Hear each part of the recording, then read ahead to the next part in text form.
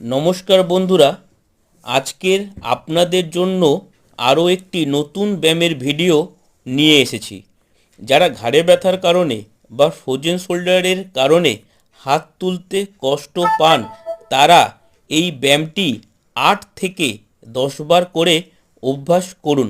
আরেকটি কথা বন্ধুরা, আমার ভিডিও যাদের ভালো লাগছে বা যারা পছন্দ করছেন, তারা নিত্য নতুন ভিডিও পাওয়ার জন্য আমার চ্যানেলটি অতি অবশ্যই সাবস্ক্রাইব করে রাখবেন। এবার চলে আসি পদ্ধতিতে কিভাবে করবেন। কোনো দেওয়ালের সংস্পর্শে দাঁড়িয়ে আঙ্গুলের সাহায্যে আমার দেখানো পদ্ধতিতে হাত দুটিকে তুলুন। তুলে 5 সেকেন্ড হোল্ড করার পর আঙ্গুলের সাহায্যে হাতটাকে নামান। এইভাবে কিছুদিন অভ্যাস করার ফলে দেখবেন আবার হাত তুলতে পারছেন বা কষ্ট কম হচ্ছে। নমস্কার।